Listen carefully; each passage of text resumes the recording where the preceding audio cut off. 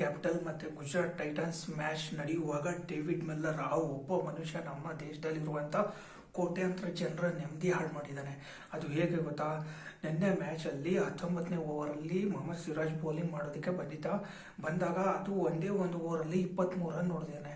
ಆ 23 ರನ್ ಹೊಡೆದಾಗ ಡೆಲ್ಲಿಯವರು ಅಂದ್ಕೊಂಡಿದ್ದಾರೆ, ಅವ್ರಿಗೆ ಫುಲ್ ಕಾನ್ಫಿಡೆನ್ಸ್ ಬಂದ್ಬಿಟ್ಟಿದೆ, ಇವತ್ತು ಈತ ಬಿಡೋದಿಲ್ಲ, ನಮ್ಮ ಟೀಮ್ನ ಗೆದ್ದೇ ಗೆಲ್ಲಿಸ್ತಾನೆ ಅಂತೇಳಿ.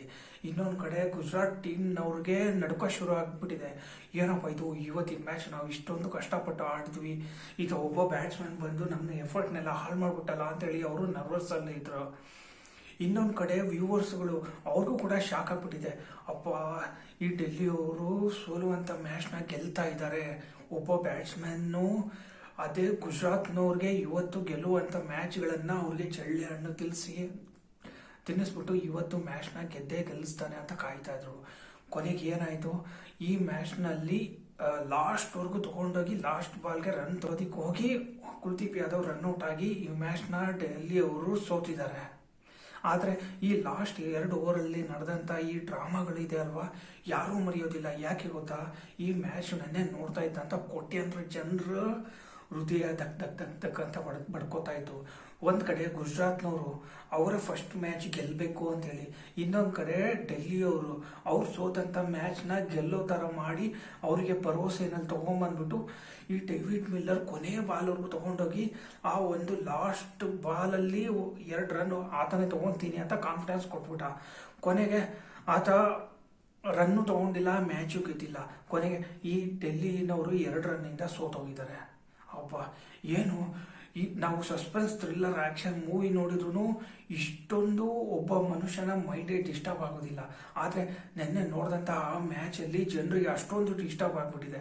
ಕೊನೆಗೆ ಗುಜರಾತ್ನವರು ಮ್ಯಾಚ್ ಗೆದ್ದುಬಿಟ್ಟು ಅವರು ಹೋದರು. ಆದರೂ ಕೂಡ ಅವ್ರಿಗೆ ಫೀಲ್ ಆಗ್ತಾ ಇಲ್ಲ, ನಾವು ಇವತ್ತಿನ ಮ್ಯಾಚು ಈ ಸೀಸನಲ್ಲಿ ನಾವು ಫಸ್ಟ್ ಮ್ಯಾಚ್ ಗೆದ್ದಿದ್ದೀವಿ, ಆದರೆ ನಮಗೆ ಫೀಲ್ ಆಗ್ತಾ ಇಲ್ಲ, ಎಲ್ಲೋ ಏನೋ ಉಲ್ಟಾ ಹೊಡಿತಾ ಇದೆ ಅಂತ ಅವ್ರು ಯೋಚನೆ ಮಾಡಿದಾಗ ಅವ್ರ ಕನಸಲ್ಲೆಲ್ಲ ಬರೀ ಡೇವಿಡ್ ಮಿಲ್ಲರ್ ಬರ್ತಾನೆ. ಏನಪ್ಪ ಆಯ್ತಾ, ಲಾಸ್ಟ್ ಓವರ್ ಮ್ಯಾಚಲ್ಲಿ ಇಷ್ಟೊಂದು ಟೆನ್ಷನ್ ಕೊಟ್ಬಿಟ್ಟು ಕೊನೆಗೆ ಗೆದ್ದರು, ಆ ಗೆದ್ದಿರುವಂಥ ಫೀಲ್ ನಮ್ಮ ಹತ್ರ ಬರ್ತಾ ಇಲ್ವಲ್ಲ, ಒಂಥರ ಶಾಕ್ ಟ್ರೀಟ್ಮೆಂಟ್ ಕೊಟ್ಟಾಗೆ ಆಗ್ತಾ ಇದೆಯಲ್ಲ ಅಂತೇಳಿ ಗುಜರಾತ್ನವರು ಫೀಲ್ ಆಗ್ತಾ ಇದ್ದಾರೆ. ನಾನು ಹೇಳ್ತಾ ಇರೋದು ಎಷ್ಟರ ಮಟ್ಟಿಗೆ ಸರಿ ಇದೆ ಅನ್ನೋದು ನಿಮ್ಗೆ ಗೊತ್ತಾಗಬೇಕು ಅಂದರೆ ಒಂದು ಟೈಮು ಹೈಲೈಟ್ಸ್ ಕುತ್ಕೊಂಡ್ಬಿಟ್ಟು ನೋಡಿ. ಆ ಒಂದು ರೀಪ್ಲೇ ಮ್ಯಾಚಲ್ಲೂ ಕೂಡ ನಿಮಗೆ ಹುಚ್ಚಿಡಿಯೋದು ಗ್ಯಾರಂಟಿ, ಅಷ್ಟೊಂದು ಸಸ್ಪೆನ್ಸ್ ಥ್ರಿಲ್ಲರ್ ಇದೆ ಆ ಮ್ಯಾಚಲ್ಲಿ. 19ನೇ ಓವರಲ್ಲಿ ಡೇವಿಡ್ ಮಿಲ್ಲರ್ 23 ರನ್ ಹೊಡೆದಿದ್ದಾರೆ. ಅದರಲ್ಲಿ 2 6, 2 4, 1 2, 1 ಸಿಂಗಲ್ಲು. ಲಾಸ್ಟ್ ಬಾಲಲ್ಲಿ ಸಿಂಗಲ್ ಹೊಡ್ಬಿಟ್ಟು ಸ್ಟ್ರೈಕ್ ತಾವೇ ಇಟ್ಕೊಂಡ್ರು. ಇಲ್ಲಿ ಅಸಲಿ ಟರ್ನಿಂಗ್ ಪಾಯಿಂಟ್ ಬರೋದೇ 20ನೇ ಓವರ್ 5ನೇ ಬಾಲಲ್ಲಿ. ಏನು ಎಲ್ಲರೂ ಹಿಟ್ ಹೊಡಿತಾರೆ, ಹಿಟ್ ಹೊಡೆದ್ಬಿಟ್ಟು ಆಗ ಸಿಂಗಲ್ ತೊಗೋಬೇಕು ತಾನೆ, ಸಿಂಗಲ್ ತೊಗೊಂಡಿಲ್ಲ. ಲಾಸ್ಟ್ ಬಾಲಲ್ಲಿ ನಾನು ನೋಡ್ಕೊತೀನಿ ಅಂತೇಳಿ ಓವರ್ ಕಾನ್ಫಿಡೆನ್ಸಲ್ಲಿ ಏನು ಮಾಡಿದ್ರು, ಸ್ಟ್ರೈಕರ್ನ ತಾವೇ ಇಟ್ಕೊಂಡಾಗ ಲಾಸ್ಟ್ ಬಾಲ್ ಮಾಡಿದಾಗ ಆ ಬಾಲ್ ಅವ್ರ ಕೈಗೆ ಸಿಕ್ಕೇ ಇಲ್ಲ. ಕೊನೆಗೆ 1 ರನ್ನಾದ್ರು ತೊಗೊಂಡ್ಬಿಟ್ಟು ಮ್ಯಾಚ್ನ ಟೈಮ್ ಮಾಡೋಣ ಅಂತ ಓಡಿದಾಗ ಕುಲ್ದೀಪ್ ಯಾದವ್ಗೆ ಕ್ರೀಸ್ಗೆ ರೀಚ್ ಆಗೋದಕ್ಕಾಗಿಲ್ಲ, ರನ್ಔಟ್ ಆದರೂ. ಅಲ್ಲಿಗೆ ಡೆಲ್ಲಿನವರು 1 ರನ್ನಲ್ಲಿ ಸೋತೋದ್ರು. ಏನು ಡ್ರಾಮ್ಯಾಟಿಕ್ ಮ್ಯಾಚ್ ಗುರು. ಆ ಮ್ಯಾಚ್ ನೋಡುವಾಗ ಆ ಡೇವಿಡ್ ಮಿಲ್ಲರ್ ಒಬ್ಬ ಬ್ಯಾಟ್ಸ್ಮನ್ನು ಕೋಟ್ಯಾಂತರ ಜನರ ನೆಮ್ಮದಿನ ಸತ್ಯನಾಶ ಮಾಡಿದ್ದಾನೆ. ಯಾರ್ಯಾರು ಆ ಮ್ಯಾಚ್ನ ನೋಡಿರ್ತಾರೋ ಅವ್ರಿಗೆ ಇಷ್ಟೊಂದು ಸಸ್ಪೆನ್ಸ್ ಥ್ರಿಲ್ಲರ್ ಆಗಿರುತ್ತೆ, ಬ್ಲಡ್ ಎಲ್ಲ ಉಲ್ಟಾ ಸೀದಾ ಓಡಾಡಿ ತಲೆನೋವು ಬಂದು ರಾತ್ರಿ ನಿದ್ದೆ ಮಾಡಿರ್ತಾರೋ ಇಲ್ವೋ ಗೊತ್ತಿಲ್ಲ, ಅಷ್ಟೊಂದು ಥ್ರಿಲ್ಲಿಂಗ್ ಆಗಿತ್ತು ಆ ಮ್ಯಾಚ್. ಡ್ರಾಮಾ ಶುರು ಆಗಿದ್ದೆ ಲಾಸ್ಟ್ ಓವರಲ್ಲಿ 20ನೇ ಓವರಲ್ಲಿ. ಆ ಒಂದು 20ನೇ ಓವರಲ್ಲಿ 6 ಬಾಲ್ಗೆ 13 ರನ್ ಬೇಕಾಗಿತ್ತು. ಅದರಲ್ಲಿ ಫಸ್ಟ್ ಬಾಲ್ಗೆ ಡೇವಿಡ್ ಮಿಲ್ಲರ್ 4 ಹೊಡೆದ್ರು. ಈ ಲಾಸ್ಟ್ ಓವರ್ನಲ್ಲಿ ಆದಂಥ ಈ ಟೆನ್ಷನ್ ಯಾರಿಗೆ ಬೇಕು ಅವರು?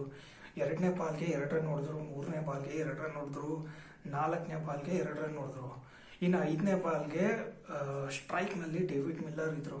ಆಗ ಅವ್ರು ಹೊಡೆದಂಥ ಬಾಲ್ಗೆ ಅವ್ರು ಆರಾಮಾಗಿ 1 ರನ್ ಓಡ್ಬೋದಾಗಿತ್ತು. ಓಡಿದ್ರೆ ಅಲ್ಲಿಗೆ ಮ್ಯಾಚ್ ಡ್ರಾ ಆಗಿರೋದು.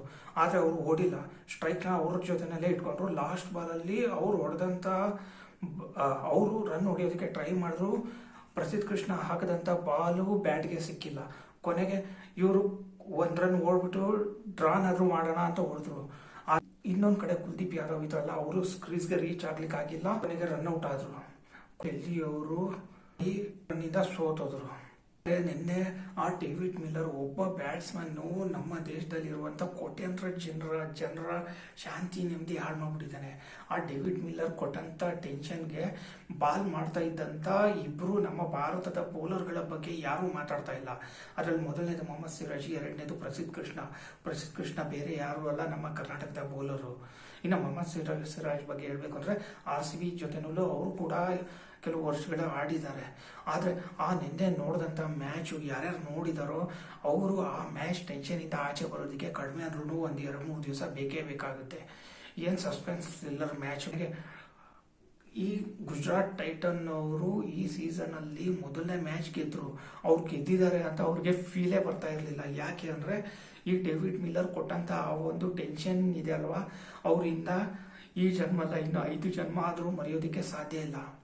ಆ ಡೇವಿಡ್ ಮಿಲ್ಲರ್ ಔಟ್ ಆಗೋದಕ್ಕೆ ಏನು ಕಾರಣ ಅಂದರೆ ಡೇವಿಡ್ ಮಿಲ್ಲರ್ಗೆ ಇದ್ದಂಥ ಓವರ್ ಕಾನ್ಫಿಡೆನ್ಸು. ಇನ್ನೊಂದು ಕಡೆ ವಿಪ್ರಾಜ್ ನಿಗಮಿತ ಆತನು ಕೂಡ ಒಳ್ಳೆ ರನ್ಸ್ಗಳು ಹೊಡಿತಾ ಇದ್ದ. ಇಬ್ಬರು ಒಂದೊಂದು ರನ್ ಶೇರ್ ಮಾಡ್ಕೊಂಡ್ಬಿಟ್ಟು ಮ್ಯಾಚ್ ಆಡಿದರೆ ಇವರು ತುಂಬ ಸುಲಭವಾಗಿ ಗೆಲ್ತಾ ಇದ್ರು.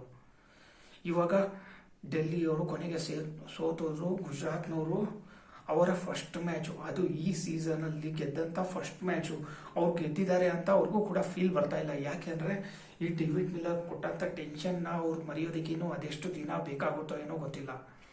ನನ್ನ ಪ್ರಕಾರ ಕೊನೆಗೆ ಆ ಗುಜರಾತ್ನವರು ಈ ಲಾಸ್ಟ್ ಮ್ಯಾಚ್ನ ಗೆದ್ದಿದಾರಲ್ಲ, ಗೆದ್ದ ಮೇಲೆ ಅವ್ರಿಗೆ ಒಳ್ಳೆ ಕಾನ್ಫಿಡೆನ್ಸ್ ಬಂದಿರುತ್ತೆ.